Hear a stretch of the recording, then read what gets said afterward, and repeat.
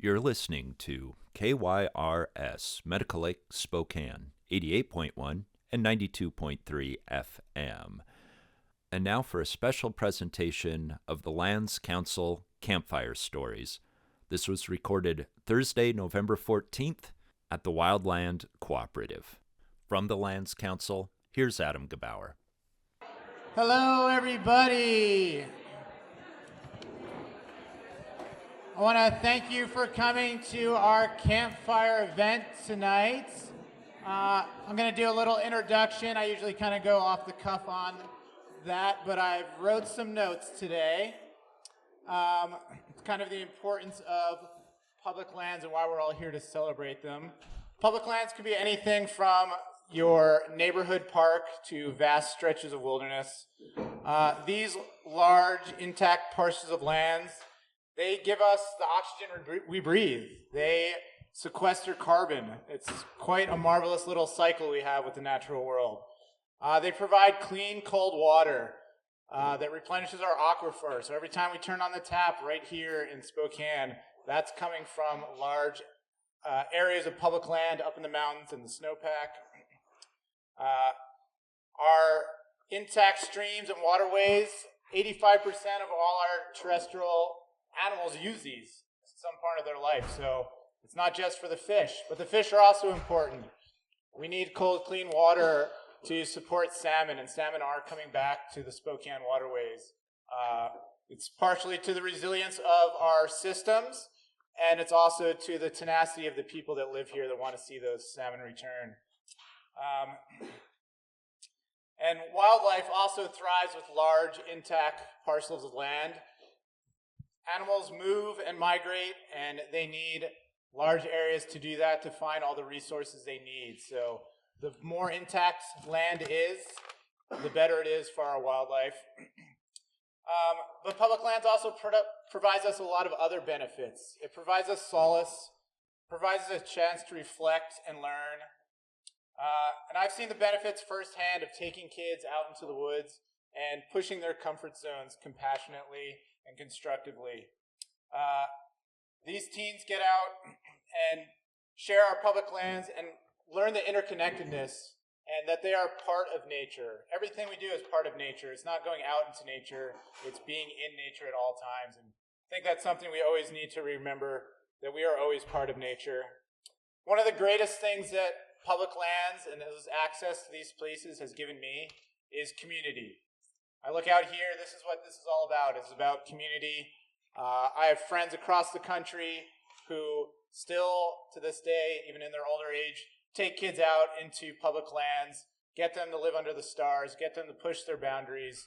And one of the things we need to remember in this time is that what we need to do is still strive for the things we love. And so keeping public land intact is something that I love. Exploring and enjoying the natural world is something that I love. Public lands aren't guaranteed. There's a lot of things happening right now that are trying to limit access to hunting and fishing, that are trying to develop public lands, sell them off for various reasons. So these aren't guaranteed. These are things that we still need to fight for and to come together to work for. I wanted to share a quote from Yvon Chouinard.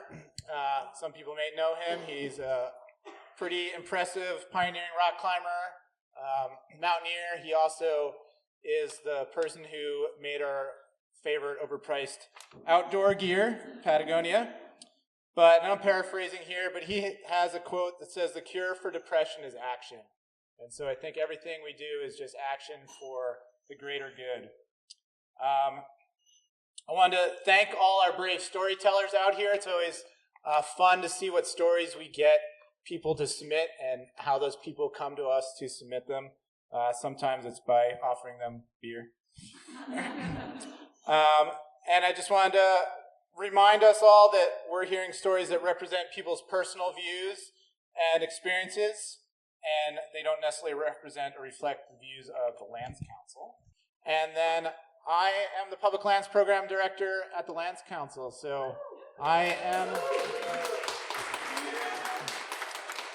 very fortunate to have fallen into a position to advocate and educate and get people out into places that I really love. The Lands Council has been around for 40 years, working to revitalize and restore our waters, wildlife, and forests.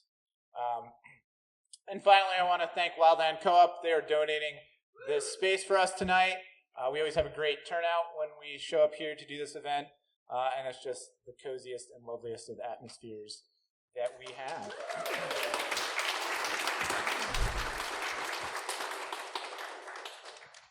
So we have a great lineup of storytellers tonight, but before we get into some of the storytellers, we're going to have some of our other organizations that are here to kind of just chat a little bit about what they do for public lands. So, Washington Trails Association.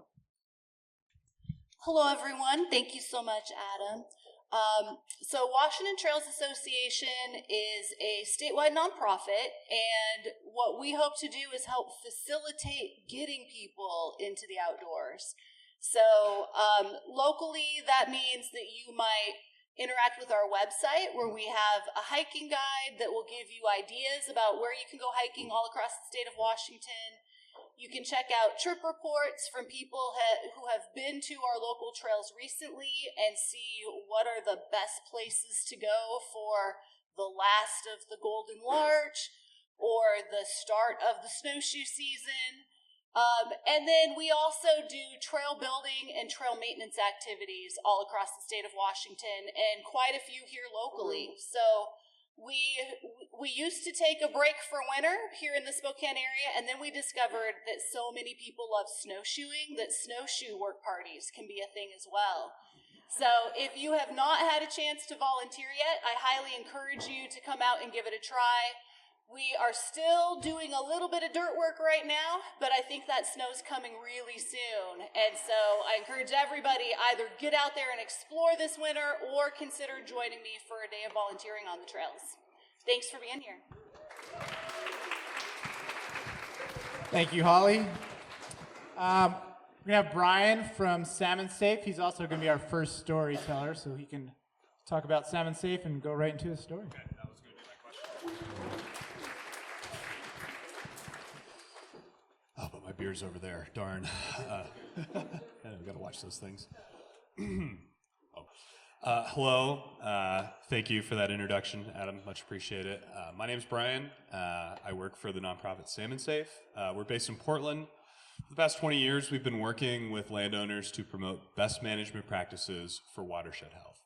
So essentially what we have set out to do as a nonprofit is work voluntarily with landowners to provide them with a system or a framework in which they can assess how they are treating their land as it pertains to salmon. So we've built a standard, a farm standard, what we call it as an organization, which we work collectively with farmers to help them meet these benchmarks and help them transition to these practices. So a lot of that entails reducing pesticides. That's a big issue for our waterways, not just for fish, but for us and for a lot of other species.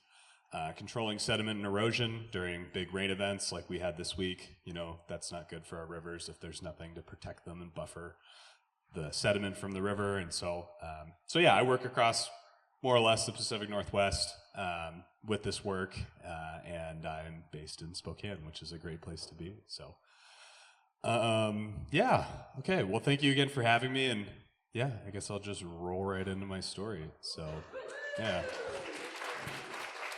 So this is my first Campfire event, so thank you again. I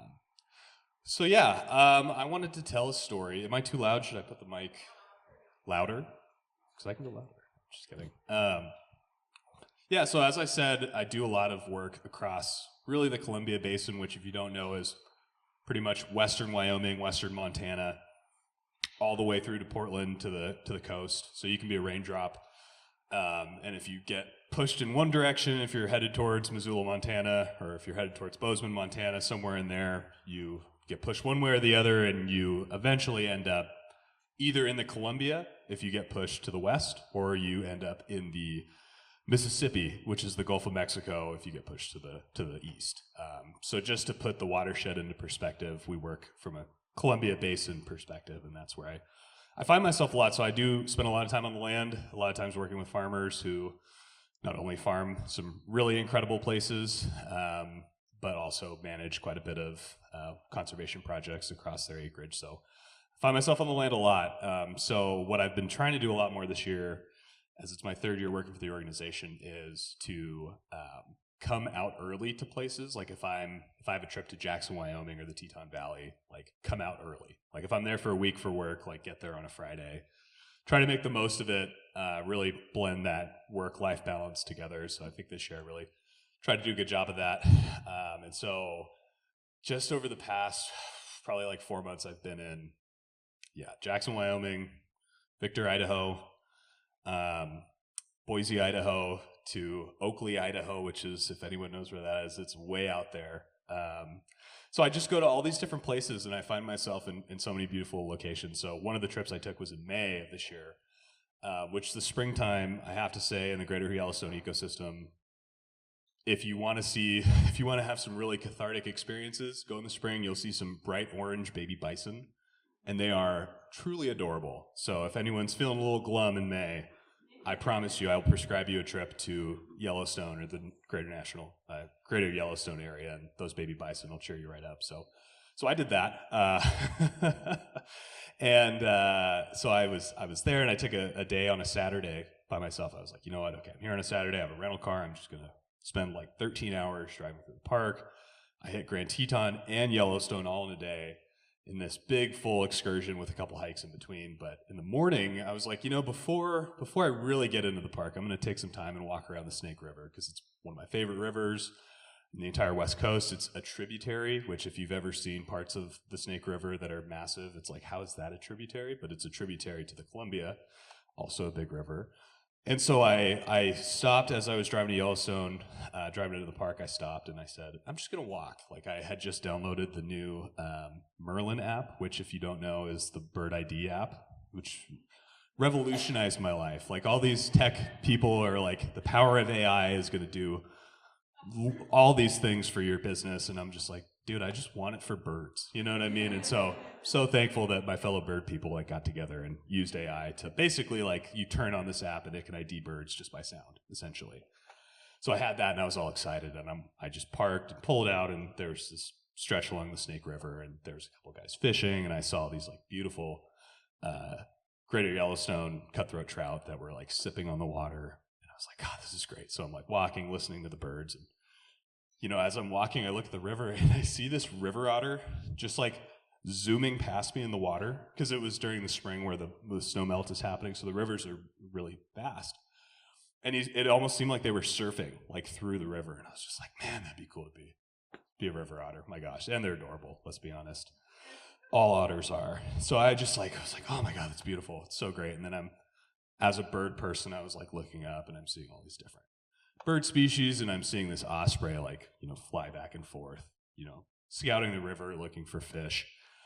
So I kind of walk around and go about a mile in and just kind of like relaxing, and then kind of come back and I see that same osprey that had been moving, and then all of a sudden it just dove, plucked a fish out immediately, like it was born to do it, which it was, and humans are stuck here with our rods doing this, trying to catch fish like the fools that we are. We're not designed to really get in there like the ospreys are. So anyways, I'm like lost in the scene. I'm like, just like, I've seen otters, I've seen birds, I've seen fish, and just everything is just so idyllic in my brain. I'm like, God, this is beautiful. And then I'm like looking at the river, and then all of a sudden I just like get startled because I hear this like brush move and this like whoosh from above me. And I just like look up like this, and this adult bald eagle had clearly been watching the same scene as I, just with ulterior motives, and saw the osprey catch the fish, and then immediately took off directly after it. And the osprey, as soon as it like raised in the air with this fish, saw the eagle, and also turned like a 737, just streamlined like straight away from the eagle. And I didn't actually see if the eagle was successful in catching the osprey and stealing its food, but it was, it was a surprise. I just found myself basking in the beauty of nature, as many of us do, and then was reminded, as I am at times, that nature isn't necessarily how nature plays out in real life is not how we generally have it portrayed to us. Like, we think of the bald eagle as this amazing symbol of our nation, of apex predator birds, of freedom, or whatever connotation it now has. And it was a reminder that, again, nature doesn't really do that. They have nature has its own set of rules. And you may think you know the rules, but you really don't. And it was just a reminder that, anything goes in the wild. And so, and also it made me just, again, really appreciate all birds. And I had learned this term previously during my studies, but I forgot that it was called kleptoparasitism, is when birds attack other birds to steal their food. Bald eagles are not the only ones that do it, but I just thought that was a fun thing. So anyways, I guess my take-home story to that was nature plays by its own rules, and you might think one thing and you might be surprised. So anyways, thank you.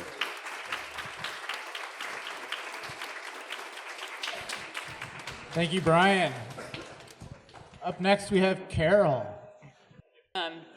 Actually, Adam thanked the brave storytellers, but I was wondering how he feels about the cowardly storytellers. I didn't hear that come up at all, but here we are. So my name is Carol Corbin. I'm the Director of Communications and Philanthropy for Inland Northwest Land Conservancy, oft confused with the Lands Council, but a different organization. We are an accredited land trust, and we work in eastern Washington and North Idaho. We permanently protect natural spaces in our region from being developed or deforested or wetlands drained. It's really exciting work. A lot of it happens on private lands, but the project that I'm going to talk about this evening is actually a project that has a lot of implications for public lands and the future of our community. Brian, we should have talked ahead of time because I didn't know you were going to bring up eagles. My story is also about an eagle, but hopefully there's enough space for 2 eagle stories in this room this evening. So I'm kind of curious. I'm going to be a little bit vulnerable this evening and ask a question. And if the answer to this question is no, then I'm totally asking for a friend. But do you ever have a moment where you get kind of an outsized view of the impact that you're having on the world around you? Right? Like, the actions I take have these massive, far-reaching impacts so far beyond me. Anybody? No? Okay, it's just me. It's fine. Sometimes I think that this happens because of ego. Sometimes I think that it happens because, well, in my case, I tend to be a glass is half empty kind of person. And so if something bad happens, that is probably my fault. And this particular thing that happened, it was completely unexpected. It was a little over a year ago in October of 2023. I went to work like I normally do, logged into my computer like I normally do, and the generic inbox for our organization was surprisingly full. We get 1 to 2 messages on that every week, but suddenly that morning, there was at least half a dozen. And all of the messages had a very similar subject line. As my coworkers started arriving at work, they had similar stories. Their phones were lighting up with text messages and phone calls of people all asking a derivative of the exact same question: what happened to the eagle's nest? I knew exactly what eagle's nest they were talking about. Back in 2020, there was a piece of land along the Little Spokane River. It was commonly referred to as Waikiki Springs. The Washington Department of Fish and Wildlife owned a piece of land that was accessible to the public, and it sat next to a piece of privately owned land that was well-loved and well-used and well-trespassed by all of the neighbors. They enjoyed hiking there. It's a beautiful spot. It's right along the river. There's all kinds of wildlife out there. But in 2020, the landowner put that land up for sale. Up for sale to the highest bidder, who probably would have loved to build houses on that land. So the people that loved to hike there, that appreciated that place, gathered together and said, what can we do about this? We have to save the switchbacks. That's what they called themselves, save the switchbacks. The community came together and said, we want to see this place protected. We don't want to see it go up into a bunch of houses. What can we do? They came to our organization. We were able to work with them and the state legislature.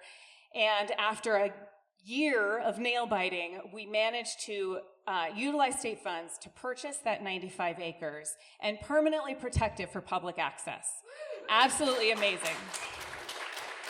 as part of that agreement with the state of Washington and the funding mechanism that we used, we were obligated to put a trail system, an actual official trail system on the land, and to also do an interpretive signage piece that would be available so that people could understand the ecology of the area, its history, and its importance in the broader natural community here in Spokane. So when my team sat down to make the signage, we said, well, we need to talk about water, we need to talk about geology, we need to talk about the human history on the land, we need to talk about wildlife. And when it came down to telling the story of wildlife in this place, the eagle's nest made sense as the center of focus because it was something everyone was familiar with. It was a massive, probably at least 200-pound nest in a snag along the river. Anybody hike at Waikiki? Anybody see this eagle's nest? Yeah, you're familiar. This nest had been there for at least 2 decades. Bird watchers had been watching these eagles have families, eaglets growing up and flying the nest, living in the valley. So this was a focal point of wildlife in the Little Spokane River area. But my glass is half empty. And when we said, well, what should we put on the sign? And somebody said, we should talk about the eagle's nest. And in the back of my head, I said, yeah, but what if something happens to the eagle's nest?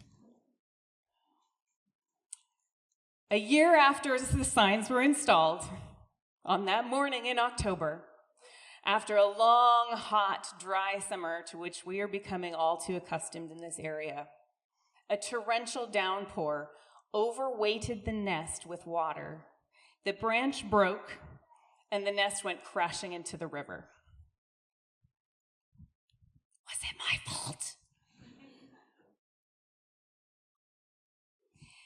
Interestingly enough, the nest is not the only thing that was lost from this area. If we go way, way back in time, before the Missoula floods, and now I'm intimidated because Nigel Davies is here, and I'm going to talk about the Missoula floods. So Nigel, if I get anything wrong, please don't tell me. I don't want to know. Before the Missoula floods, what we now know as the Spokane River actually traveled through the valley where the Little Spokane River now finds its home. But as the Missoula floods came ripping down from the north and tearing everything from the surface of the land in this region, the Spokane River lost its way and had to find a new path. And it left behind the Little Spokane River as we know it now.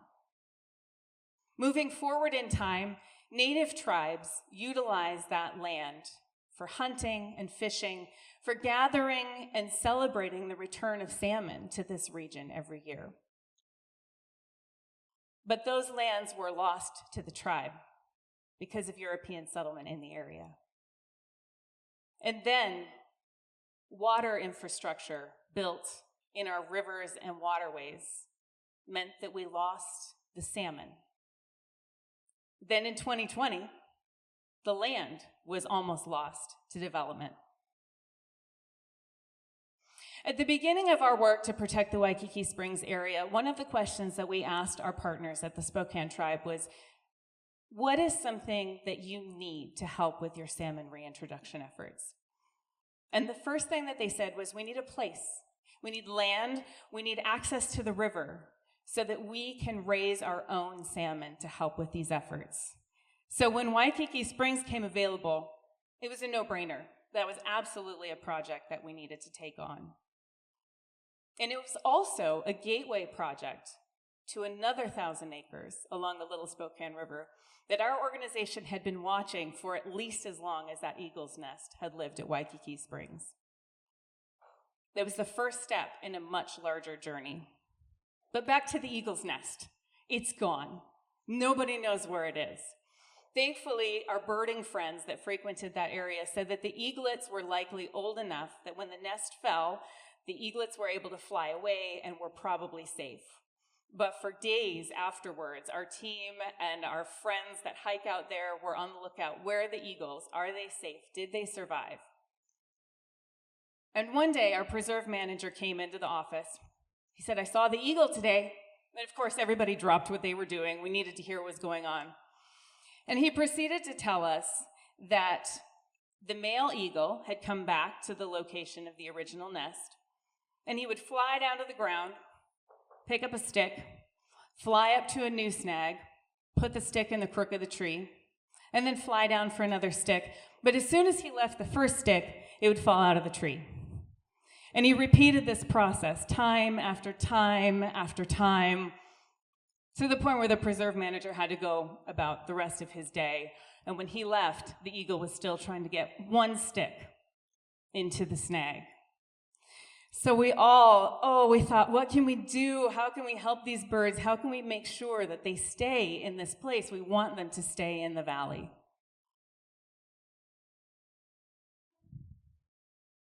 In 2021, I had the extreme pleasure of participating in an educational salmon release at Waikiki Springs. The Spokane tribe was able to secure 50 adult Chinook salmon that were towards the end of their life cycle. They were ready to spawn. And so we were able to gather on the shores of the Little Spokane River and be part of putting those fish back in the water. It had been more than a century since salmon had been able to swim in that river. And watching those massive, amazing fish go into the water was a truly spiritual experience. Most of them spit out their pit tags the second that they hit the water, but some of them were trackable. And so the tribe was able to follow their journey up the river as they found places to spawn.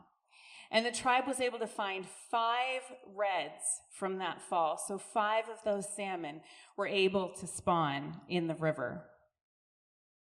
The next spring, students from North Central High School did water testing along the Little Spokane River. And that quickly, they were able to detect salmon DNA in the waterway again, which seems like a tiny thing, but it's a momentous move for the efforts of salmon reintroduction in our region. So, I mentioned 1,000 acres. In 2023, this 1,000 acres, which contains 2 miles of the Little Spokane River, came available for our organization to build partnerships to permanently protect it. Waikiki Springs is 95 acres. This project, Glen, Tana, is 1,000 acres. It scales up in a big way. So in August of 2023, we were able to purchase that land. And then in October, as the Eagle's Nest drama was going on and everyone wanted to know what happened to the eagles, the tribe was quietly purchasing a portion of that land, 80 acres, that contains the 2 miles of riverbed, where they will be able to build a fish rearing facility. And instead of releasing 50 salmon into the river, they'll be able to release salmon by the tens of thousands to support the overall salmon reintroduction work being done by the Upper Columbia United Tribes for the entire Upper Columbia Basin. So they're going from 50 at a time to tens of thousands. The research that Upper Columbia United Tribes has done has shown that the salmon runs can return to this region.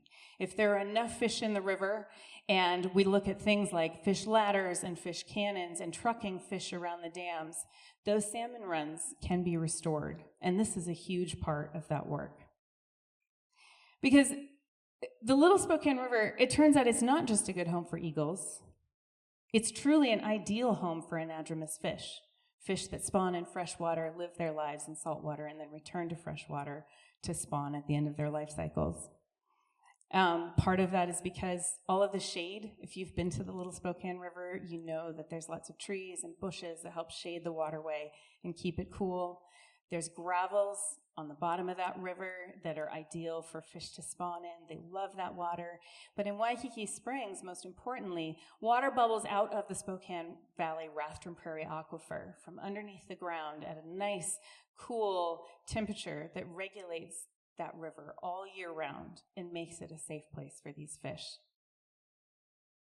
So that's why this place was such a momentous project for our organization to partner with the Spokane Tribe of Indians, Washington State Parks, and dozens of other entities throughout the region to work on this keystone species restoration of salmon. And here's the really exciting news about Glen, Tana.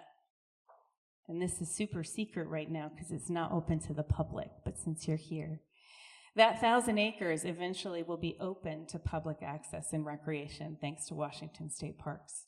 So if you like to hike and you're looking for new trails, they are on the horizon and they are coming. And while Glen Tana is not yet open to the public, Waikiki Springs is. And so the next time you're looking for a place to go hiking, I'd like to invite you to visit Waikiki Springs, to walk down the switchbacks and across the river, appreciating the amazing waterway that is the Little Spokane River. Take a left at the trailhead kiosk, follow the trail along the river and watch for the sign that talks about the eagles. Read it, learn about the eagles and the other animals that call that area home.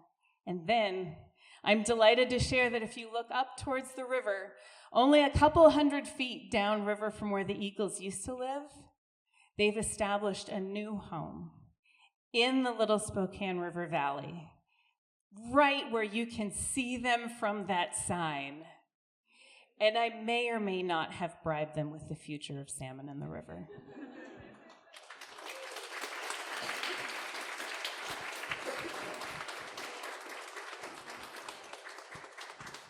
Thank you, Carol.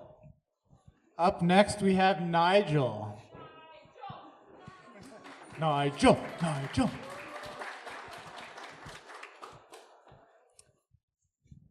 Hello, my name is Nigel Davis. I teach geoscience or geology at Eastern Washington University. And to run on the eagle theme, we are the Eagles. So 3 in a row. However, my talk will not be about eagles. Not all who wander on public lands are lost. However, many of my students get lost. We set them free to understand the geological entities and oddities that are present in some of the most beautiful places in America.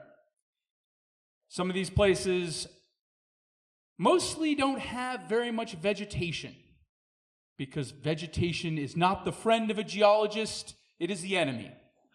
We want to be able to see the rocks. In fact, we really like this product called LiDAR. We refer to it as digital napalm. It strips away the trees, and we can see all of the beautiful outcrops. So we release our students on public lands, and most of these public lands are the Bureau of Land Management lands, which we don't recreate on a lot of BLM land. Who's big on BLM here? You can camp, great. Camping, yes. It's not as popular as some other, much more highly held spaces. National forests, wilderness lands, national parks. There are 250 million acres of BLM land, and they hold some of the most wonderful geologic sites that I can take students to. From Rainbow Basin down in the Barstow Mojave Desert, out to Sheep Mountain in Wyoming, to places like Block Mountain, right on one of the most idyllic fishing rivers in America, right in southwest Montana. And that's where we would drop our students off, and they would get lost. And we'd give them maps, we'd give them GPS units. They had all of the tools to make sure that they got found, but they would be lost. And you would ask, hey, where are you on the map? Because you're about to need to make a geologic map of this region. And they'd point and they say, well, I'm right here. And I said, well, we're standing on a ridge and you've pointed us in a valley. And this was, of course, the first day. It got better. It got a lot better. Time on target was really what helped these students thrive in a complex, folded, faulted, quirky little sedimentary basin that has its own unique story. The students thrived because they took the time to actually figure out where they were, and from that, you can start figuring out what is under your feet. I know somebody else mentioned this. I highly recommend the app Rocked. Merlin, cool. Like it. Rocked, remove the E, far cooler app in my opinion, but I'm partial, and I'm allowed to be partial. It will tell you what's underneath your feet, geologically speaking. This is what the students had to do. And then, of course, we threw in other problems, and we continue to throw these other problems in. Hey, what's happening into the third dimension? What's happening into the fourth dimension in geology, which is time? We're playing 4D Tetris with them. They normally show up ready for 2D Tetris. So by the time they finish, they are making geologic maps of public lands. And what's really interesting is that these maps have been made thousands and thousands of times, but they're nowhere to be found. You can't go buy a map of Block Mountain. They do not exist. Thousands and thousands of geologists have been out there, and the secrets have been preserved by the faculty members to make sure that these teaching locations can be revisited time and time again by the next generation of geologists. And it's a wonderful tradition that every new round, the students end up feeling lost upon their arrival, and they get found into that beautiful space of understanding four-dimensional geoscience. So I appreciate all 250 million acres of the BLM, even if it's a little bit rugged, a little less desirable. Also, it can be really hot. One of our field sites is a place called Frying Pan Gulch. It lives up to its name in June, July, and August. So go out, enjoy your public lands, but also think about the fact that students can gain so much from those times out there. With that, I encourage you to download that Rocked app, and I like to keep it short and brief, so have a wonderful rest of the evening, and thank you to Adam and all of the Lands Council folks who are here. Thank you, Nigel. Up next is Bobby, who I think is also going to talk about rocks, right? Or rock? Something. No, you can talk about eagles, salmon. What do I got, 45 minutes? Yeah. Rest of the night. Okay, this is all off the cuff, everybody. My name is Bobby Whitaker. I'm on a board with Adam, which is pretty exciting, the Northeast Washington Forestry Coalition. I'm also president of the Ferry County Rail Trail Partners, roughly a 30-mile trail that goes from the city of Republic up to the Canadian border with like 18 miles of waterfront on the Kettle River. It's pretty amazing. And it's free. It's yours as much as it is mine. No parking pass or GPS required. So the concept for Lost and Found for me is I started out as my parents were really outdoor people. My mom worked at the soda fountain up at the lodge at Mount Rainier at Paradise, and my dad was a guide on Rainier, and that's how they met and had me and then divorced. But somehow I was out in the woods all the time, or in the Salish Sea, and skiing and all that stuff. And then I discovered rock and roll. My father was a high altitude climber. He climbed Everest in '63. He was the first American to climb Everest. I can't stand that stuff. I'm a lowland trail guy, and among other things. But so I slowly, or rather quickly, let's see, I went out on tour with a band called Mudhoney in 1988. And when I got back to Seattle, I sold my Elan skis with Gates A bindings for like $113 or something like that. to pay my rent because we were broke when we came back from tour. And that sort of represented I stopped going to the outdoors. I went really urban, and I managed Mudhoney, signed him to Warner Brothers Records for like 12 years. And then I was going to get out of the music business, and along came REM, and I tour managed them for 12 years. I tour managed Nico Case, the Yeah Yeah Yeahs, a bunch of different rockers, and they're all lovely. I was really fortunate to work with those guys. And so I would come back from tour. I bought 25 acres in Ferry County, up in the Colville National Forest, wrapped by the Colville National Forest. It's in Malo, which is just between Curlew and Republic. And so I would come back from tour, I'd be a wreck. I always describe it as like crab fishing. You go up to Alaska, you sleep an hour a day, and you come back and you're rich, but you're a mess. Your friends don't want to hang out with you. You spend all your money. By the time you're starting to come around again, you got to go fishing again.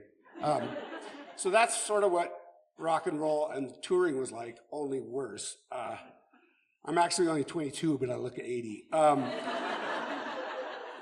So I sort of wanted to flip the script and start getting in the outdoors again. So I purchased this 25 acres in Ferry County. I was super excited. There's a bunch of hippies out there trying to get wilderness in the Kettle Range. I don't know, 20 years or something like that. This is 20 years ago. So, I was looking for a way to kind of dissipate my energy when I come back from tour. Like, I'm knocking old ladies out of the line at the supermarket because I'm just wound up. And so I was like going to volunteer at an old folks home or something like that. I was like, yeah, what am I going to do? Like, I can't apply my weird skill set anywhere. And so there was a camp out, I think it was like Jungle Hill up in the Colville National Forest or something like that. It was, who was it? It was Kettle Range, Tim Coleman, Kettle Range Conservation Group. And so I was like, oh, I'll go there. I took my motorcycle up because, I'm all in black. Hey, I'm rock and roll. And I throw my tent up, and I'm having a hamburger, and someone goes, yeah, that's the Vaughan brothers over there. And I was like, the Timber Barons? The Timber Barons are here? Because I was raised sort of in the wilderness. And on the peninsula or around the Salish Sea, it's logging is not selective. It's just like blazing. There's nothing left. And so I was like, I was in that bubble of an outdoor rec guy, but I also was a conservation guy. And so I was like, oh, loggers are bad. And then I was like, 4 seconds later, I'm like, that's so cool. And that was I think it was roughly the start of the Northeast Washington Forestry Coalition. So the environmentalists have been suing timber sales, and they had locked up the woods in the Colville, which were crappy because we've been hammering it for 150 years and taking all the big trees. And now it's like dog hair forests that just burn instead of the big, huge ponderosa pine that are resilient to fire. And I was like, man, that is so cool. I want to be on the board. And so I'm like, well, how do I do that? Like, I guess I'll be an outdoor rec guy. Because there's the environmentalists and the timber barons. And I'm like, oh, I can fit in there and be an outdoor rec guy. And so that was me being lost, but not, I enjoyed the rock and roll stuff. It was fun. But then I found myself at that barbecue with the timber barons because I just thought it was very progressive. And since then, I think Region 6, we've been setting the records for board feet out of the Colville, which is pretty cool. Not a lot of people know where the Colville is. And it's gorgeous. It's a subtle, the Kettle Range is subtle, it's beautiful, and there's no one up there except me and Adam too. And the tribes. And so lately, So this is public. Here's how I'm tying it: public land. I gotta. There's eagles everywhere. No. So I was like looking for somewhere to dissipate this manic energy that I have when I come back from the road, and the rail line was being abandoned in Ferry County. It's like a 30-mile dead end line. They didn't have enough vendors to keep it open, and I was like, oh, perfect, rail trail. Everyone loves a rail trail. And cut to me fighting the commissioners for like 10 years, just like total, because they had been beat up by people that wanted wilderness, and they were the ones that locked up those timber sales. So it was just like nothing was moving. I didn't realize it, but it was like a spinning axle, and I grabbed that sucker, and bam, bam, I got whipped around for years. I was called like a wolf tearing at the flesh of Ferry County, like a deer that's alive, and I'm feeding on it while it's alive. And I was like, Jesus, these environmentalists really beat these guys up. I'm like, no, these are beautiful. They connect school complexes, and it's like, and so we finally bested the commissioners. We won by a super. We put it on the ballot, won by a super majority, and there's a big wig. Thank you. I wish I could say it was easy. There's a big wig environmentalist that calls it the only win in Ferry County environmentally. So here I am. I built a fire on their flank while the hardcore environmentalists are demanding wilderness. And it was a stepping stone, sort of. Like, I always think of lowland trails as like the first hit's free, like a drug dealer. You don't need a GPS or a ticket, and it's you get it. It's also a habitat corridor, all these other things, and then I was like, oh well, what's another version of that? And I'm like, oh, skate parks. All the kids are hanging out at 7-Eleven. You can't skateboard on the sidewalks in Republic. So Sandra, my partner over here, and I worked with some folks in Ferry County, and we got a skate park for Ferry County, like $400,000, something like that. And so it's packed all the time with kids bleeding and breaking their legs. It's awesome. But that little, and so we're working on one for Inchelium on the Confederated Tribes of the Colville Reservation. And I was trying to convince Council Member Roger Finley that, this is a good idea. Can we do this? And I was explaining it to him like, well, not everyone wants to be yelled at by a football coach, or not everyone wants to pay for the uniforms and stuff like that, or be team sports. And so I'm thinking, we got to get the kids outside, and that's public land. That little postage stamp, the kid can go there. He can meet other weird kids that don't want to be yelled at by a football coach, and they get a taste of public land. And so it's kind of exciting to me. A lot of environmentalists are like, well, that doesn't really fit with our mission. And I'm like, yeah, your mission hasn't done 40 years.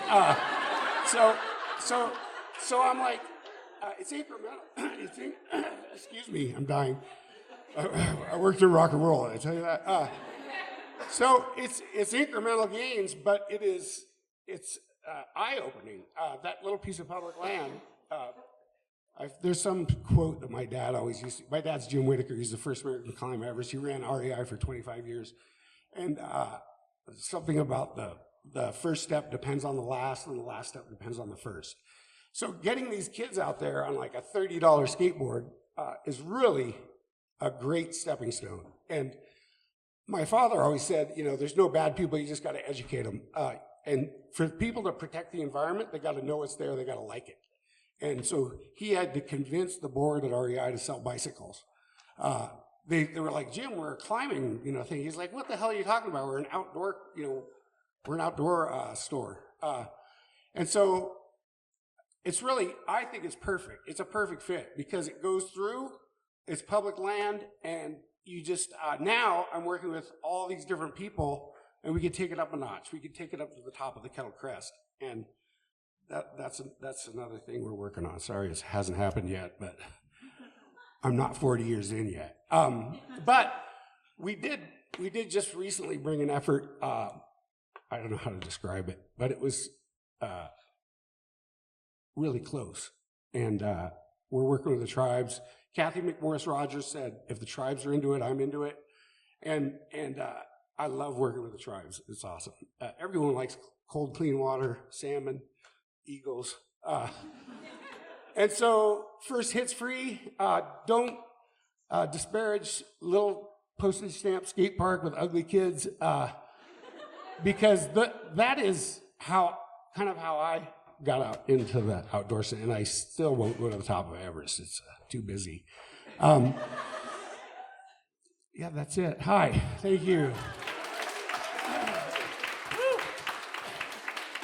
Oh, before we take a break, we're going to have Jason come up and give us some poetry.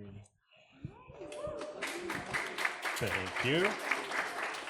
My name's Jason Starwa. In my day-to-day life, I'm the Director of Disability Access Services and co-chair for the Diversity, Equity, and Global Awareness Committee at Spokane Community College. Yeah, love that energy. But my heart is deeply rooted in natural places and conservation. Like, my first adult job was being a reforestation coordinator for the University of Alaska Anchorage, Alaska, lots of eagles, so I can kind of carry that energy forward. But when Adam texted me about this event, I was like, oh, I've been lost and found in the wilderness a few times, and thought I would throw together some poetry. So give me some grace. I wrote this like literally yesterday and like 20 minutes before I got here, so it's a diamond in the rough maybe, or like something. So I gravitate to the wild places when I'm lost inside, finding an anchor in the natural spaces, living, breathing landscapes, holding on to my restless steps, like lichen holding on to rock in the alpine. These places have a steadfast hold on my spirit, carrying me through seasons thick and thin. Places like South Suicide Peak, Alaska's Chugach Range, climbing up swaths of pink snow and foot skiing down slopes of scree into the next valley over. Committed to a loop, I can't turn back now. I choose the talus, or maybe it chooses me. No map, no phone, no compass, no headlamp, just the waning midnight sun, youthful optimism, and knowing that this valley will deliver me back to the Seward Highway. Striding down the trail, swallowed into a tunnel of scraggly alders, I swear I can hear a bear. I turn back and find another trail. Sun fading fast, I pick up the pace. Deliverance to the highway. My hopes plummet, as dehydrated as my body, when I realize the two trailheads I had in mind are not a mile or 3 apart, but 12. My saving grace, a car picks me up as I hitchhike back along the road. Places like Fish Trap Lake. For the first time, a simple winter bike ride with my son, 6 at the time, striving for a loop, yet again. No map, yet again. Phone dying, and a half-charged headlamp. Pushing bikes uphill, finding ourselves on unmarked double track. Sun setting, loop not looping. We turn back. The sun sets. Fog settles into the featureless landscape. Me pushing both bikes, little Jaden walking in front with the shining headlamp. The trail fades into obscurity. Realizing we're way off the trail, we turn back. Fears of not finding our way back to the car settle in. Eventually, we find a trail, we find the markers, crisis averted, relief settles in. Punctuated by a successful return bikepacking trip to the same trails the following spring. Spaces like Oregon's Eagle Cap Wilderness, summer solstice, overlooking a still frozen moccasin lake. We try to find solace, lost in a swarm of freshly hatched mosquitoes. Minds scramble for distraction, 3 friends throwing frozen rocks into the frozen lake, reclaiming boy-like wonder, defying the clamor of mosquitoes. In these places and spaces, I lose the things that clutter my spirit and find myself.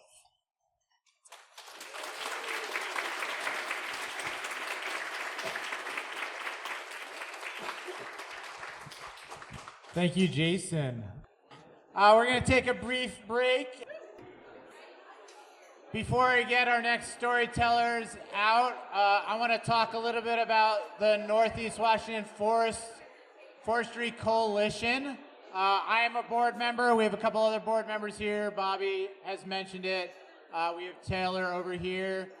The Northeast Washington Forestry Coalition is a board that tries and does get timber industry and recreation and conservation to all sit at the same table to inform and support the Forest Service in getting projects that basically won't get sued. Trying to get good projects on the ground that support all those different efforts. So as Bobby mentioned, back in the 90s, the Forest Service was getting sued a lot for allowing timber industries to log a lot of large trees. Certain timber industries, like Bog Industries, saw the writing on the wall, and they retooled their mill entirely so they only utilize small diameter timber. And that is a restoration project. Our forests, due to the lack of fire and other things, are departed from how they used to look. They used to have a lot of large trees, a lot of space in them. They used to burn very regularly. They don't do a lot of these things. We have moved into them. We have changed the dynamics, and so we're working within these constructs to make our forests healthier and more vibrant while still keeping rural economies going. So that's the basic tenet of the Northeast Washington Forest Coalition. It's one, if not the oldest forest coalition in the country. So it kind of broke that wall of just suing environmental organizations, suing the Forest Service, stopping all work in the forest. It was one of the first entities to figure out ways around this and get all the people, all the players at the table to have discussions and to move things forward. So we're still working on that. We're 20 years in. It's a struggle, but it's a good struggle, and we're all working together. So that's why the Lands Council is involved in NUFIC. That's why Vaughan Brothers is involved in NUFIC. Someone like Bobby, who loves recreation and getting out, is involved in NUFIC as well. So our first storyteller after the break is going to be me. You're listening to KYRS, Medical Lake, Spokane, 88.1 and 92.3 FM. We now return you to the Lands Council Campfire Storytelling event. I think I had about 20 minutes to work on the story before I got here, so bear with me. I was not lost. I will tell you, I was not lost. You can ask my mom and don't believe her, but I was not lost. I was 5 years old, so there is that, but I was not lost. I grew up in the very suburbs of New Jersey, just outside of New York City. I'm glad someone's saying woo to that. But I was lucky enough to have some very frugal-minded parents who, instead of taking us to the shore, as all my classmates did in the summer, and going to their beach houses, would pack up a musty canvas tent and take my brother and I camping. We spent a lot of time just walking the neighborhood instead of going out to dinner. We would take the dog for a walk. I can still tell you exactly where the cherry trees a block away from my house are, the raspberry bushes that are around the corner, the honeysuckles that my mom taught me how to nip the tips off of and suck the nectar out of. So it was a very suburban existence, but my parents always brought us outdoors, mostly, partially as a way to save money, but they also liked it too. I grew up in a very urban environment, but I always found the outdoor spots. Just half a block from where I grew up was a baseball diamond. If you went behind the dugout, there's a hole in the fence always, no matter how many times they fixed it. And that got us out into water company property. There's a cemetery that had a bunch of open space. And of course, being New Jersey, there's also the municipal dump, which I found a lot of cool things back there. But those were the places I got to explore. We also had some big nature preserves, and you know, big is relative, but if it's 2,000 acres in New Jersey, that's a big place to explore. And so I spent a lot of time in those areas. We would hike as a family in these areas. As I grew up, I spent a lot of my high school time in these areas. I was a pretty awkward, agitated child who just liked being outside more than almost anything else. So my parents enrolled me in outdoor education activities in these nature preserves. When I got a car, I started taking my friends out to them. You know, our normal hangouts are the mall, the strip mall, and 7-Eleven parking lots. But it turns out there's all these other places. There's beautiful waterfalls, there's caves, there's actual rock climbing, non-sanctioned mountain biking. I would frequently just go and find a trailhead and park there and let my dog off leash. Not the only illicit activity I did in these areas, but I would just follow my dog around for hours. And you can't really get lost because you're hemmed in by highways, because it's New Jersey. But when I was 5, this story, my parents, or my mom and my friend's mom took us out for a hike on a very chilly, wet fall day in Watchung Reservation. Watchung Mountains are a series of skyrocketing tall volcanic peaks. They, go way up into the sky, a whole 500 feet. If you want a perspective, Mount Sakani is 600 feet. So not that big, but they're these beautiful nature preserves in New Jersey. From the top of a lot of them, from some of these ridges, you can see just 20 miles over, you can see New York City. So that's how close I grew up to New York City. But my mom decided this day to get us a little bit of exercise, to take us out to the Watchung Reservation. This beautiful spot. It's got trails that run through it. It's got a stable, which is kind of a cool thing. Lakes. It's been used for mining in the past. It has Lenape Indian trails running through it. There's an old village that was originally a sawmill, and then they became a kind of summer camp recreation area for folks commuting from the far-off city. And that place is actually called the Deserted Village. There are people that live there. There's like 2 houses out of the 10 or so that people live in, but it's still known as the Deserted Village. So on this day, again, I was just a little 5-year-old. We were going out on a hike, which we did quite regularly in this area. And we started out, we head down on the gravel road out of the parking area. We take a left, we cross the bridge over the little creek, we get to the trail junction, we take another left. And all the while, my friend Chris and I were ahead of everybody. It was my brother, my mom, and Chris's mom. And at that age, my brother was definitely the bully. He's 4 years older than me. He was always picking on us, so did not want to hang out with him at all. So we ranged pretty far ahead of our parents and my brother. And we got to the end. The end in these trails ends in a neighborhood. That's how you know you're at the end of the trail. There's no more trees. You're just at houses. So we got to that. We all regrouped, and we decided to turn around. And then on the way back, Chris and I did the same thing. We ranged. We were throwing pine cones at each other. We were checking out, just the wonders of the nature. And at some point, my brother got sent to go fetch us. And so we got really close. And so what did we do? We just started ranging farther. We might have actually run away. And we were just roaming the woods. And I remember just talking to Chris and was like, okay, so we went left this time, so I think we're going to go this way on the trail. My little 5-year-old brain is like, we're going to curve around this way on the trail, and then we hit the junction, and we're going to go that way, and then we cross over the bridge, and then we hit the dirt road, and then we take another right, and then we're going to be back at the car. And we had no notion that we were like away from our parents or anything. We're just wandering in the woods, having a grand old 5-year-old adventure. And we got to the parking lot, and we sat down at the car, and it's pretty empty because it's not a very nice day out, and we waited. And we're like, okay, where is everybody? It shouldn't be that long. They shouldn't be that far behind us. And eventually a police car came cruising through the parking lot and stopped in front of us. We're basically the only car there. We're definitely the only 5-year-old sitting on the curb. And asked us our names, and we told him our names, and he promptly said, would you mind getting in the back of my car? And as a 5-year-old, like, oh yeah, this is cool. I'm in the back of the police cruiser.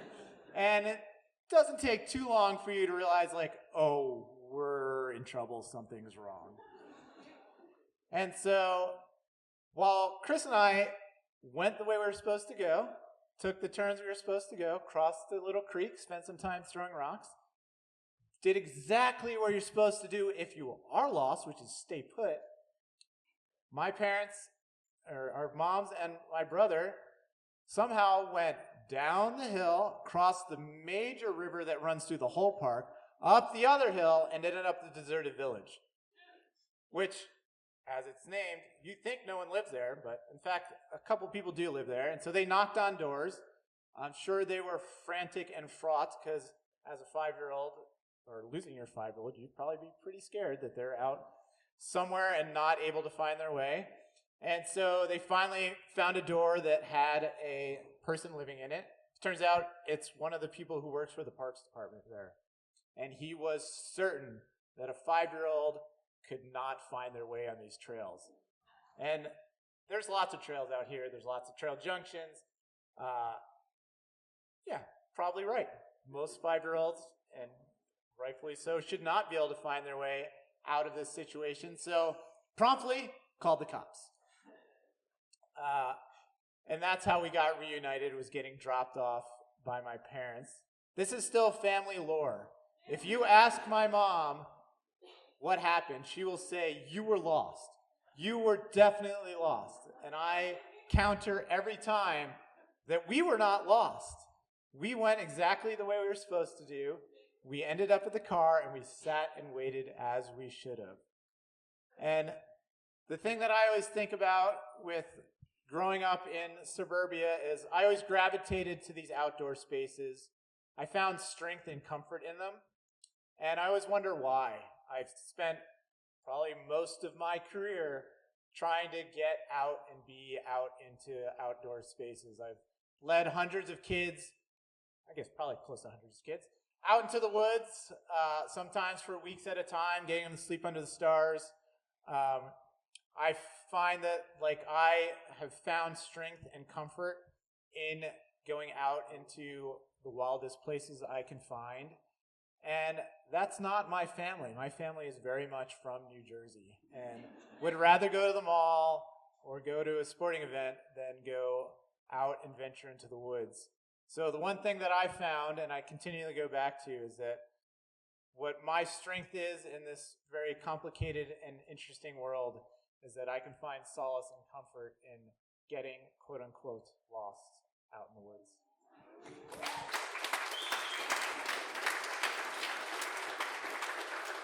Up next, we have Becca.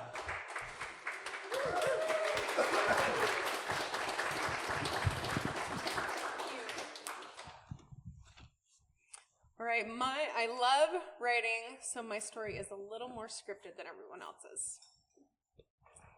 Sometimes Mother Nature guides us to purposefully lose things, but other times, in her infinite wisdom, she insists that we find the things that we purposely lost.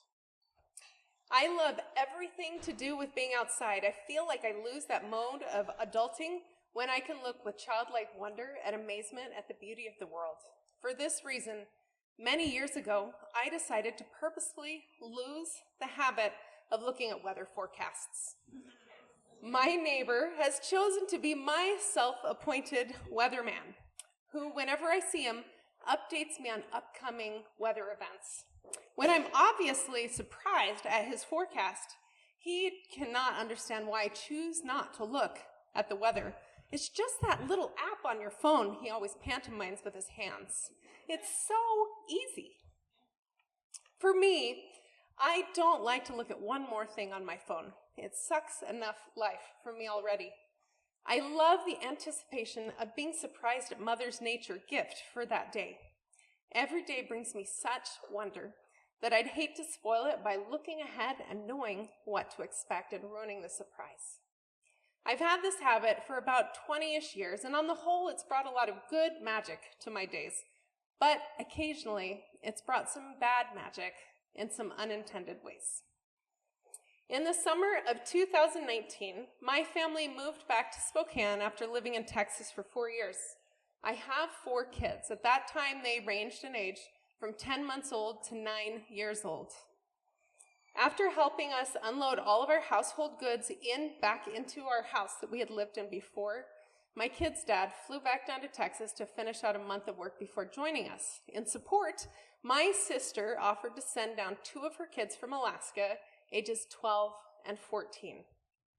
I knew that they would be a distraction for the kids and that I could hopefully get moved in and unpacked and survive the summer, so I accepted her offer.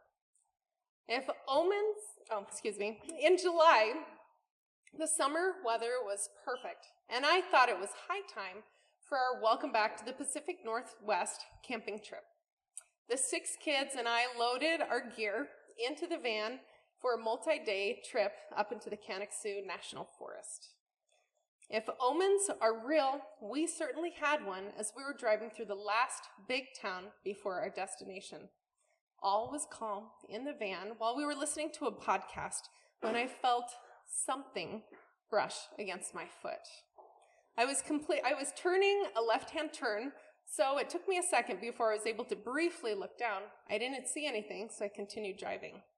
My 14-year-old nephew was sitting in the passenger seat next to me, and a few minutes after I had looked, he jumped up onto his seat and yelled, "Snake!" I now knew what had brushed against my foot. I then raised both my feet as high as I could while driving and coasted onto a side street, parked in front of a random house, and we all emptied out of the van. As the sole adult, it was my responsibility to chase this snake down. I picked each individual item out of my van, made sure the snake wasn't in there, and added it to the ever-growing pile of gear on the side of the road. As the van was cleared of gear as well as humans, I found that the snake had burrowed itself underneath the carpeting in the back of my van.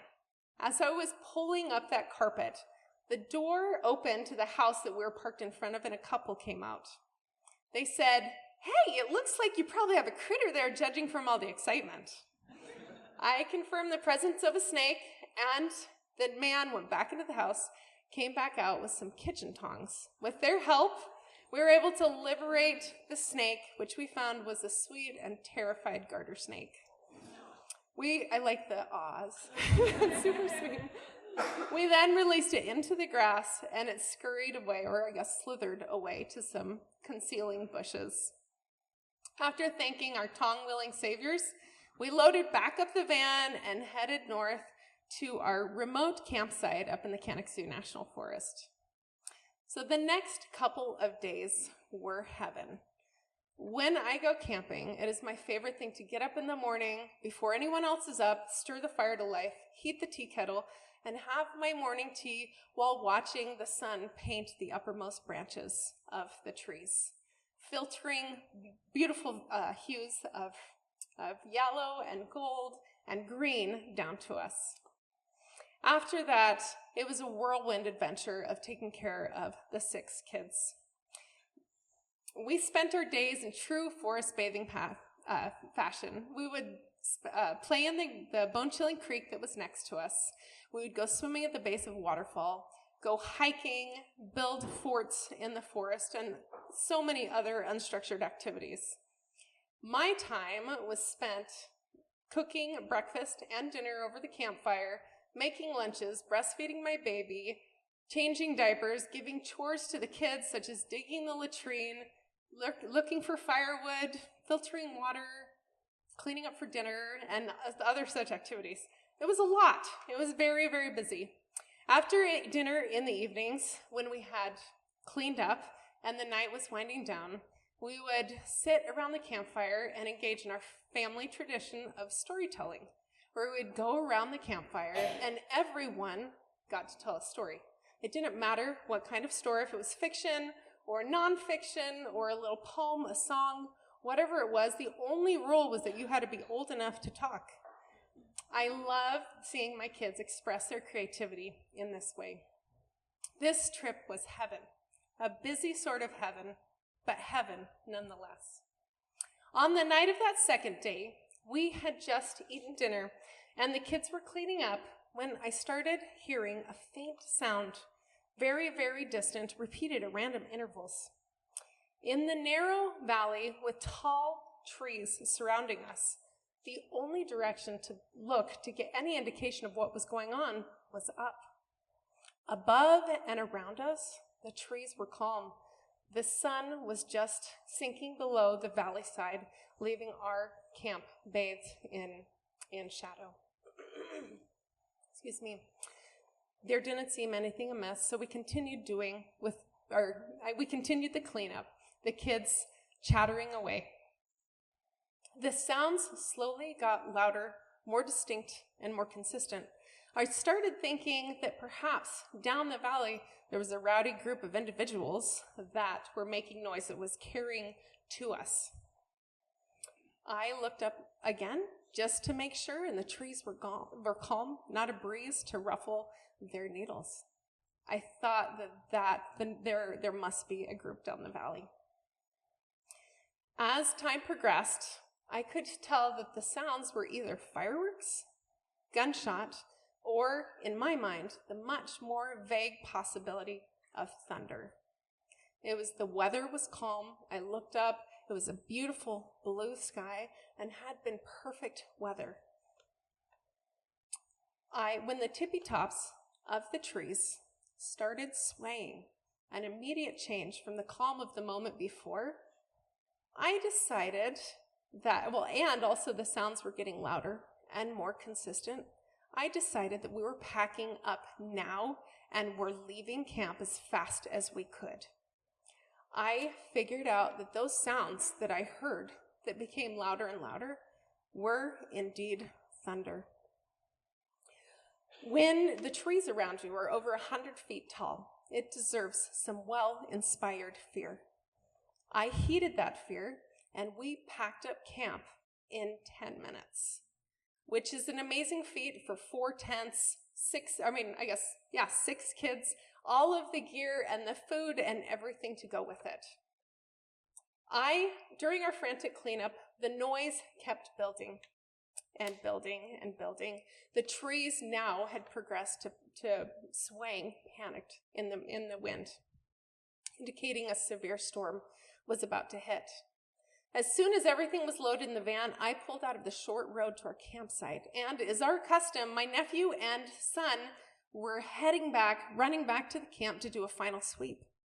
They hadn't taken more than a few steps before a huge bolt of thunder or lightning hit nearby, searing our eyes and hurting our eardrums. They did a quick about-face, sprinted towards the van, jumped inside, and I took off, driving as fast as I could. At this point, the trees were waving even more back and forth, and I indicated to my nephew, who was sitting in the passenger seat, that it was his job to watch the trees ahead, as my attention was wholly focused on the road. So in the back of the van, the kids were all quiet, the tension of our escape permeating the air. It was dark between the lightning flashes, and it didn't take long for the rain to start pelting down.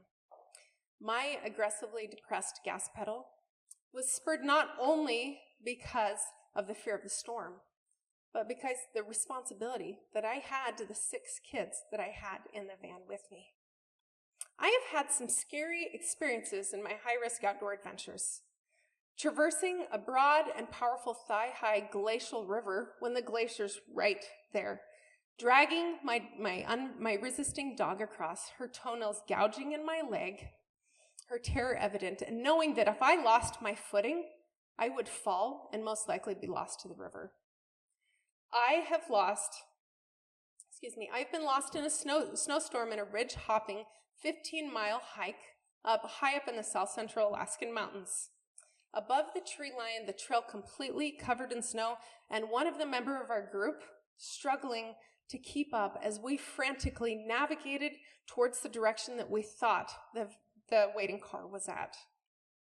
I have driven a survey boat in rough ocean winter conditions in Alaska's Prince William Sound in February. The waves taller than the boat, knowing that in any moment, if I turned around at the perfectly wrong moment, I could capsize and 3 of us could be lost to the sea. All of these experiences have been scary, but they all pale in comparison to that moment in the Canixu National Forest in July of 2019. The responsibility that a big person carries to all the little people in their sphere is heavy. It is the heaviest weight that I currently carry and probably ever will carry. I am responsible for the welfare, the stability, the safety of these children, and in addition to all of the other commitments that I owe to these incredible human beings. That weight is one of the most powerful and most liberating obligations that bring moments of intense beauty, intense joy, and intense love to my life. These are emotions and knowledge that I would never have had I not decided to become a mom. In the midst of that threatening storm, I have never been more terrified in my life. With my nephew watching the careening trees ahead, my eyes were glued to the road, my vision rapidly adjusting between the millisecond differences of light between the headlights and the rapid flashes of lightning. My grip on the steering wheel was a death hold. My hands were getting more sweaty by the moment, and I was scared that they'd slip as I tightly controlled our vehicle down the bumpy road. In my recollection, there was no sound. I was so focused that there was an absence of all noise, similar to the absolute silence exhibited in horror movies in the moment before something terrifying happens. My tension was so high that when my nephew yelled, "Tree!" as he spotted a falling tree ahead of us, my response was immediate. In that moment, it seemed as if time slowed down.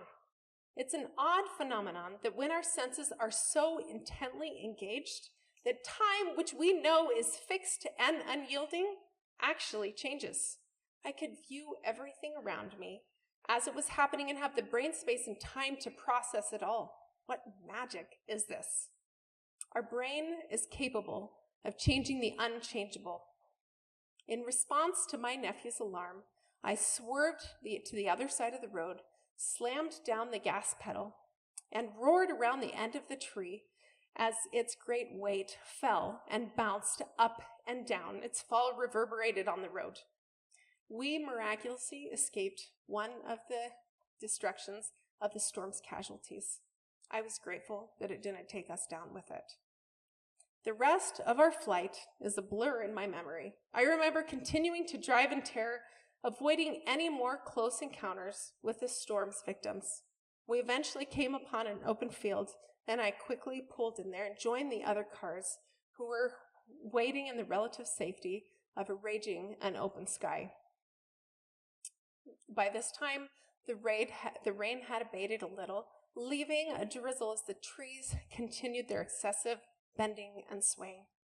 After sitting in the field for what seemed like an eternity, everyone in the van fell asleep, accompanied to the accompaniment of the pitter-patter of raindrops on the roof.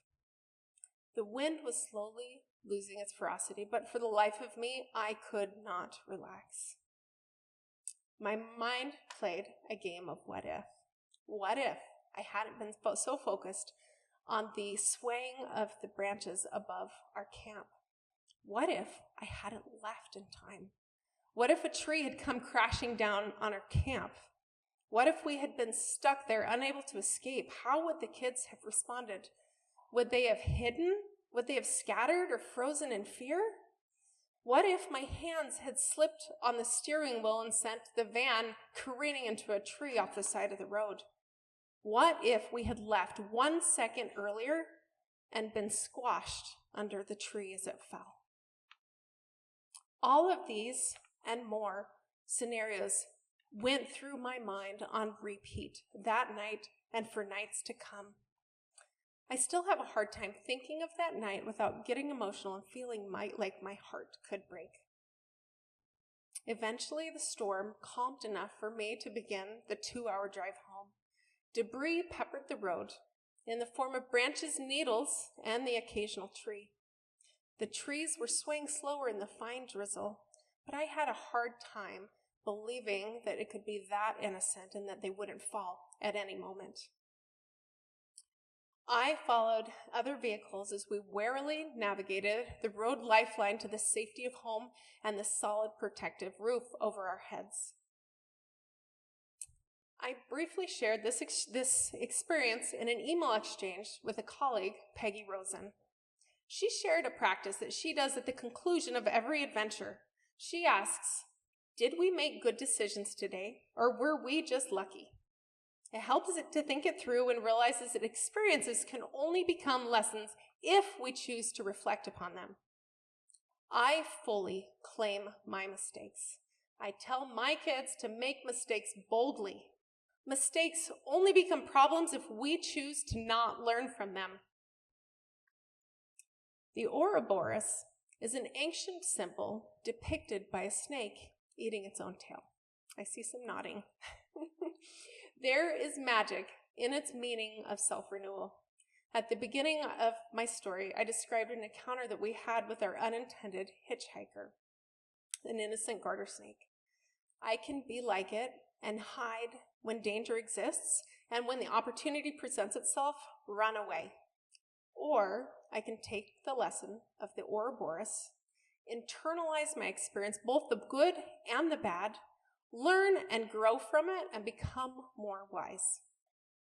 To self-reflect on Peggy's question, did we make good decisions or were we just lucky? In that day in 2019, Mother Nature offered to teach me some of her infinite wisdom. We were in an unlucky situation and miraculously escaped the storm due to my flight response and flat-out luck of not being in the wrong place at the wrong time. Even though I still love Mother Nature's daily surprises, now, before adventuring, I heed the words of my neighbor, who, if you remember, is my self-appointed weather forecaster. Hey, Becca, to see the forecast, just touch that little weather app on your phone. It's so easy. Thank you.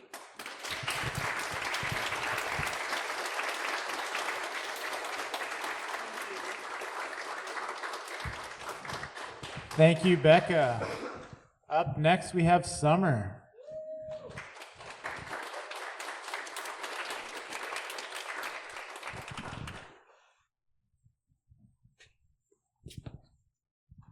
Adam, I also grew up recreating on landfills and in cemeteries because that was the green space.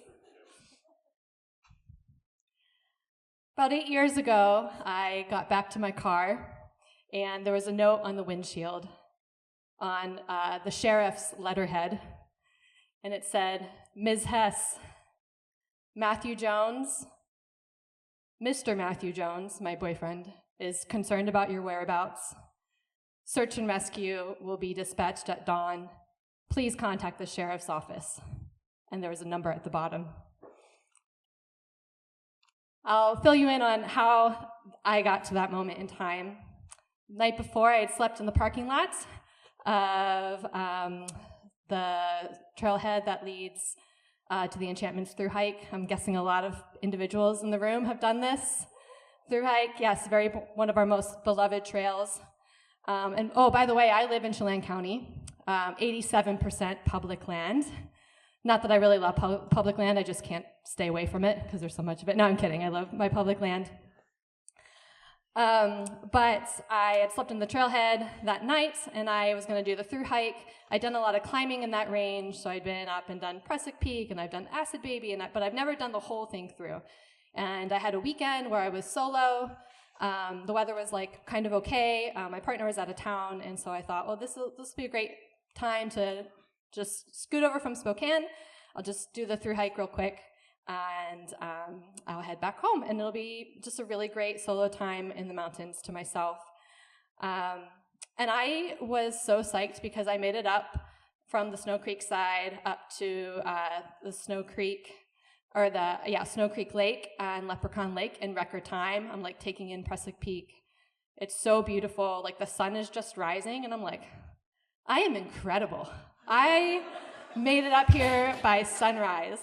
I should do more on this day, in which I'm having like the best day ever. And I had ended up off trail just a little bit south of Leprechaun Lake, and I'm realizing that I'm kind of on the flanks of McClellan Peak. And I thought, that looks scrambleable. I bet I can tag McClellan Peak in my through hike, and that'll even be a better story. So I scramble McClellan Peak. I'm still not 100% sure that I got to the very top. It's like very craggy. It's kind of hard to know exactly where the summit is. But I decided to shave off a little bit of time and not come all the way back down to where I know the trail is. I'm going to head towards where I know the trail will be so that I'm not backtracking. And I head down towards, that peak would be, I had to write it down because I knew I would forget, towards Perfection Lake. There's so many lakes up there. Towards Perfection Lake, and I love that because that's where I took my wrong turn. A wrong turn towards Perfection. And I'm on a trail, and I'm like, oh, sweet, I'm back on the trail. I was on a trail, I assumed it was the trail. And I'm hiking, and I've never connected, as I said, the through hike, so I'm like, well, things aren't looking familiar yet. I know they should eventually look familiar because I've been in the other side, part way. Not looking familiar, but I'm like, oh, I'll just keep going. And then the trail starts to disappear a little bit, and I'm like, this doesn't feel right. And, this is a really busy trail, but I'm not seeing a lot of people. But I'm kind of just bopping along in my mind, still cruising, feeling like a mountain athlete, feeling good. And it's starting to get kind of, the shadows are getting longer, and this is early October. This is not June when you have those endless summer days and the light lingers on the horizon forever. And so I thought, I should probably pull out my map and compass. At this point, I was not a Gaia user yet. I am now. And I took out my map and compass, and I am heading due south down the Crystal Creek drainage towards a completely different trail system. And I've probably lost about 1,500 to 2,000 feet. So I need to turn around, climb back out of this drainage. I'm climbing up out of the drainage. I'm kind of starting to assess, okay, what do I have with me? I've got a down jacket, check. I always have extra batteries in my headlamp, check. I know I have extra batteries in my first aid kit for that headlamp. I've got, I know I have a little bivy blanket. I'm gonna be fine. I'm not gonna need it because I'm a mountain athlete and I'm gonna get out of here before it gets dark. But I've got the stuff. I'm gonna be fine. And so I make my way back up, and by the time I get to the top of Asgard Pass, getting ready to descend, it is getting dark, proper dark. And I have a decision to make. I see a tent set up, and it looks so lovely. I can see the little light inside, and they've just finished their dinner, and it's this little couple, and I kind of walk really close to their tent to see if they'll say hi to me, and they do, and they're like, oh, you're still hiking? And I was like, yeah. I'm still hiking.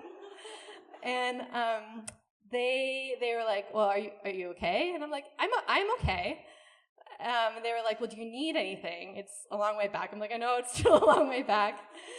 And they were like, well, we've got extra batteries, all these things. And at that moment in time, I think maybe I should just triple check what I know to be true, which is that my headlamp is fully charged and that I also have my spare batteries that I always have in my first aid kit. But I'm like, no, I'm good. Thank you all so much, because I'm a mountain athlete, so I'm going to be fine. And I did pull out my telephone, however, check the charge. It's getting down to 15-20%. I'm like, okay, I have one bar, and I'm like, okay, I'm gonna get a text message off to my loved one, and I'm just gonna let him know that this, and the text message reads approximately as followed. Hey, I'm at the top of Asgard Pass, moonless night, my phone's about to die, headlamp is running low, no batteries, send. But everything's okay. I have a plan. I'm gonna slowly creep down Asgard Pass. I'm gonna trend hard right. I'm gonna stay away from the waterfall. And if I need to, I've got my bivvy, and I'm just gonna hunker down and be cold and get out fine in the morning. Send. Guess which message gets through to my partner? I since learned a very important communication lesson. So PSA to all of you: when you're communicating with loved ones in the wilderness, send everything as one single, very concise text message, much more concise than I sent. I didn't need to dictate about the moon and the starlight. That was not an important part of the story. So I start heading down Asgard.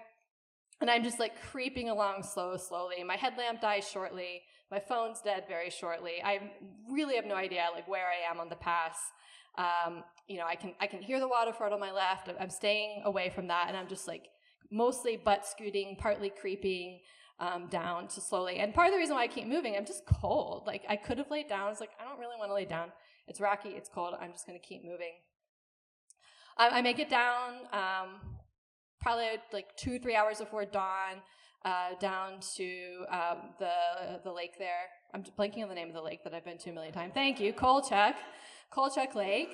And I know from talking to the people who were camping above Asgard that one of the rangers is camping on the lake, and I see the ranger's tent.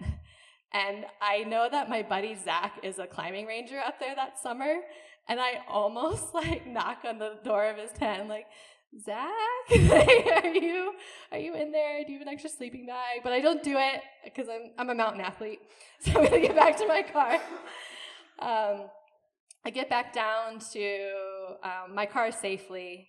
Oh no, I don't get back down to my car safely. I get back down to the parking lot safely. And I'm not to my car, right? Because I had driven there solo. So my plan was to hitchhike back to my car, because there's always tons of folks coming out from Mountaineers Creek Road. This is a bad plan when you are accidentally 13 hours overdue. There's no one to hitchhike with. So I eventually run into a very nice German man who I convinced to drive me back to my car and sort of ruin his day of hiking. But I was like, dude, I can't walk like another 7 miles back to my car. I'm like pretty done. I played the damsel in distress, I'm ashamed to admit. He gave me a ride. So the story could end there, but I have kind of an interesting anecdote to follow it up with. So Thanksgiving weekend, I'm at my in-laws, and an aunt comes up to me.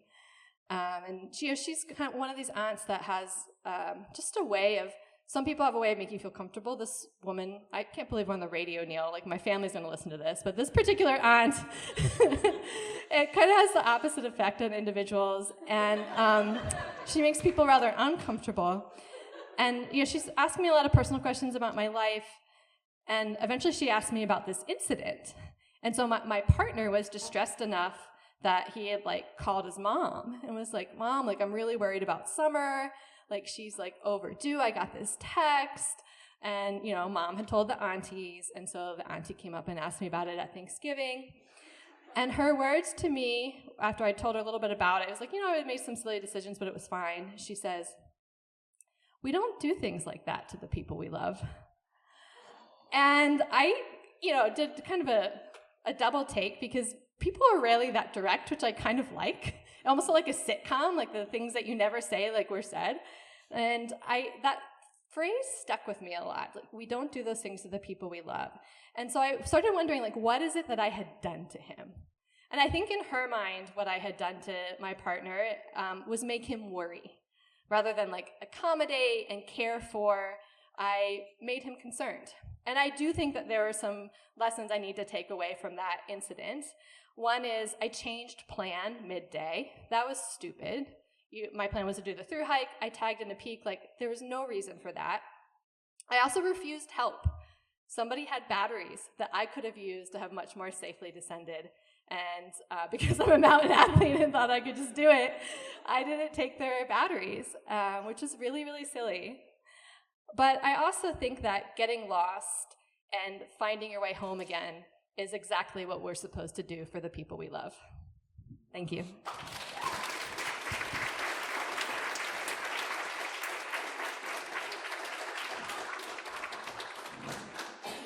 So I get to bring it home. For those of you who don't know me, which is pretty much everyone, I want to be your friends. I don't know the last time I looked out into an audience and saw so many amazing people that I just wanted to get to know all of your stories. So thank you for meeting tonight. Thanks to the Lands Council and to this amazing establishment for hosting us. My name is Jessa Lewis. My day job is I'm the Eastern Washington Communications Manager for the Department of Natural Resources and a Wildfire Public Information Officer. And if you know me in my conception story, or my origin story, it makes sense. My parents worked for the Forest Service and fought fire. And they got trapped in a cabin when Mount St. Helens erupted. And when you're surrounded by ash and your car can't go anywhere, and you're alone with someone that you just got married to, there's nothing much else to do than to have a kid. So that's where I came from. I'm called an ash baby. There was a baby boom. So I followed in the family footsteps and then rebelled and went into the music industry to get away from my family to try to figure out my own path. And when I was down in Portland, knowing my origin and seeing the mountains on the horizon, those became my sentinels. I knew where I was, and I even taught my daughter, as we'd be riding the transit into Portland, I'd be like, Hood, and she'd put her little fingers like this. Adams, Helens, so she was able to make her hands in the shape of the volcanoes, and that's how we kind of knew where we were looking on the horizon, and that's how we knew where we were. And we would camp there in the Gifford Pinchot National Forest, and then I got accepted to a grad school founded by Gifford Pinchot III. And that just kind of became where I found myself as, I'd left working in parks and the land to try to do everything else, and I worked in multiple industries, and I was kind of lost. And in 2021, I became sick with COVID, was hospitalized. My heart rate had dropped into the 30s, had 4 trips to the hospital, and I didn't know if I was going to make it. And you definitely reevaluate your life when you don't know how long you're going to be in the hospital for and what's going to happen to your kid. Are you going to make it? And so when I'm able to recover enough to get out of the hospital, if you remember the summer of 21, wildfire smoke was pretty bad here in Spokane. And when you're struggling to breathe and have vertigo, when the air quality index is in, 600s, 800s, and it's 109 degrees, it's pretty hard to make it. So I figure, why don't I go back to where I know where the volcanoes are? I know I can breathe there, so I moved back down to Southwest Washington. And it wasn't the place I'd left, and I really wasn't quite sure what I wanted to do. So I decided it was a smart idea at that point. Yes, I've recently recovered from COVID. Yes, my heart rate's not back up to normal, but I should climb Mount St. Helens. So without much training, I found it was the following weekend, there was one spot left to climb it. I signed up for that pass to be able to climb it and spent the night, got up early in the morning, and I started hiking up. And somehow there was maybe I thought I was an athlete, but I knew I wasn't. I kept pushing up. And people were passing me and rooting as I went along. And I found myself getting within 200 feet of the summit. And the vertigo at that point, I'd passed the point of my capacity. And I wasn't sure if I was going to make it all the way up to the top. And I wasn't sure that I was going to make it all the way back down, and I did not want to be the person that called for the helicopter rescue, because that would be embarrassing. And I started thinking of the lessons that the volcano teaches us. That it doesn't matter how your life blows up, you can always recover.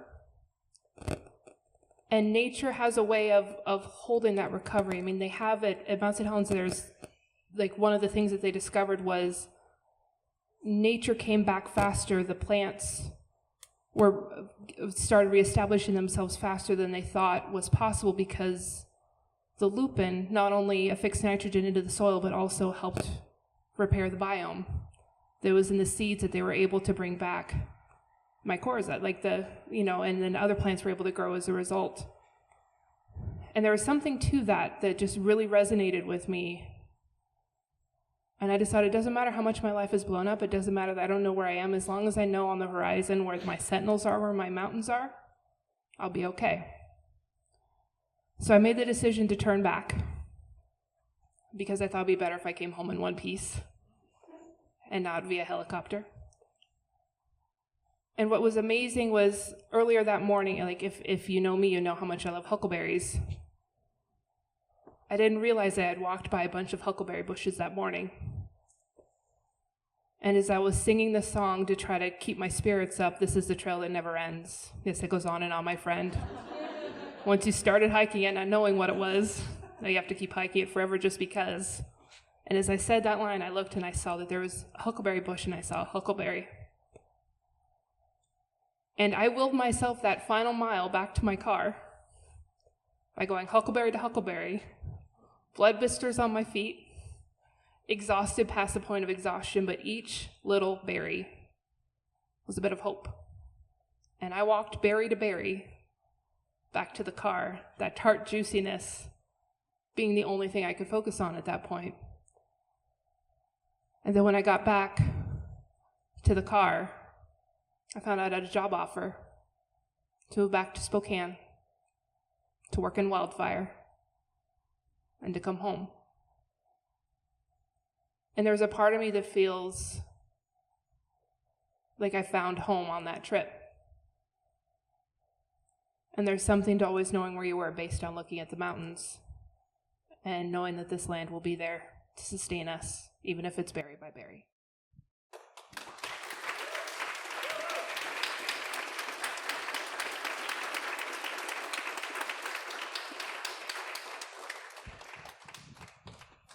Thank you, Jessa. Let's give it up for all the storytellers that we had tonight. All right, we want to thank you all for coming. I want to thank Wildland Co-op again for hosting us. It's been amazing. Hope to see you all next time. This has been a special presentation of the Lands Council Storytelling Event. You're listening to KYRS, Medical Lake, Spokane, 88.1 and 92.3 FM.